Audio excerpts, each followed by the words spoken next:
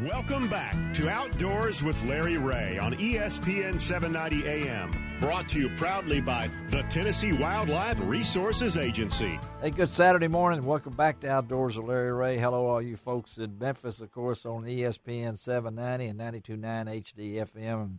In Brownsville, Tennessee, on 95.3 FM, 1520 AM. And, of course, on News Talk 101.5. Greg Wood and all the folks up there in Jackson, Tennessee. We got a guy on the line right now that I know Frank Barton, our co-host, is interested to hear how this guy and his partner just completed a championship run at Grenada Lake with 14 fish limit, 32.11 pounds, and he needed every bit of them. And that's Jeremy Aldridge. And, Jeremy, before we roll you in here, we're going to let the listeners know that our chief crappie interpreter is also on the line. This is Bonus Wong, really Bonus Wong, because he'll be back on next week as Ron Wong, who is the PR man for the American Crappie Trail. Had some great photos. And where are those photos? Where can we find those photos, Ron? Hey, Larry. First of all, good morning, everybody. It's a beautiful day in the neighborhood this morning. Yeah. And, yes, I'm going to go fishing later. But anyway, you can go out to lroutdoors.com and see all these great pictures. You'll see pictures of Jeremy and his partner, Nick Hudson, holding up a big check for a Ranger boat and a Mercury motor, and plus some really, really big crappie. I mean, it was the tournament itself was so amazing.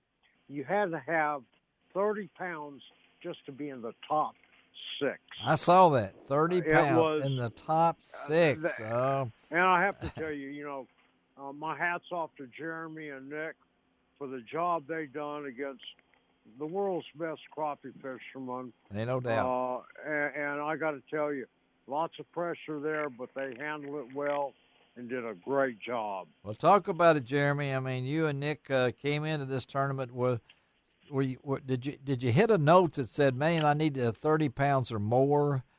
Talk about the victory itself, and it was close. I mean, Terry and Cole Stewart coming in at 31.81. So talk about what happened at Grenada. It made it enable for you guys to win. Yeah, going into practice in this particular trail, you could start on the Monday before the first day of the tournament, which is Friday. So you'll get 4 days of practice. And immediately Monday, I knew that it was going to take a pretty heavy sack to win the tournament. And I was just gauging. I was thinking 32.5 pounds. Really? It ended up being pretty close. That's pretty close, yeah. Yeah. And so, I thought we had found the winning fish and really never went back and bothered them throughout the rest of practice. Had found them Monday and really didn't know, with the technology nowadays, the fish are, believe it or not, the fish are adapting to the technology. So people now are able to see fish live. Yeah. And they'll follow them, and it really plays a big impact on whenever you follow a fish around, because he's not only getting pressured, just say when you went over the top of him. Now people follow him, so it just really adds a lot of pressure to them, and they get real sensitive to boat pressure. So I didn't know when we got back on the first day of the tournament whether or not those fish had been, pestered, I guess. Right. And so we get back in there on the first morning, Friday morning, and the fish actually did real well for us. They weren't that spooky. Yeah. And then, but on Saturday, after we'd fished them pretty hard, Saturday they were a lot more spooky, and actually we had a lot more company on Saturday. Oh, wonder why. Just a part of it. And then we just kind of made some good moves from there. We started just kind of easing away from our spot, and we would just pick right back up on them, and all that was happening was the boat pressure was pushing them out. Yeah. And we kind of ended up the tournament ended up fishing in an area that we hadn't even practiced, didn't know Really? anything about. We just kind of kept following the fish out there. And the boat traffic. I mean, again, we're talking to Jeremy Aldridge, who teamed with Nick Hudson to win the American Crappie Trail Championship last weekend. Grenada Lake, 32.11 pounds. Along with that, I don't know if you needed a boat, but you got one anyway. So yes, sir. Well, there's 91 teams in this tournament. I was going to ask you that. That's a lot of boats. That's a lot of boats, and the boat traffic. And I saw our good friends Caps and Coleman came in at 11th at 29:35. Yeah, right. That's just amazing, Jeremy. And I know you got your guide service, Real Deal Crappie Guide Service. You're based out of Batesville. You know Grenada. You know that lake and things along that line. I'm obviously you weren't surprised at the fish totals in. No, sir, I wasn't. The bite was so good. We fished in shallow water, but the bite out deep was so good. And I think that kind of helped, too, is it hung a lot of people up out there. And I think the better fish were in shallow. But people got hung up on such a good bite out there, and they just weren't the quality of fish. So, but, yeah, everybody, if you look at the standings, everybody caught a lot of fish, weighed a lot of fish, and some nice fish. But amazing. In the end, the better fish were shallow. Well, what was the Sherry? Yeah, sure. Tell us for two questions. Yeah. Or two things. Tell our listeners how you caught your fish. Yeah. And what is it like to go against the competition that you went against here at the American Crappie Trail? The Terry and Cole Stewart, the Tim Blackleys, the Caps and Coleman. They were all there. Yeah. Yeah. Just to touch on that, that particular tournament was as strong a field as I've ever fished against. You fish against a couple of these guys here and there, but never all of them at the same. In the same exact tournament. You're talking about Robert Carlisle, Josh Jones, Matthew Rogers, the Captain Coleman, Terry Stewart. Yeah. Every one of them were there, and it was just so special to win that tournament. And but as far as how I caught them, I single pole, kind of where the tournament fishing is going with the technology now and live scope. But I single pole fished, and what I would do was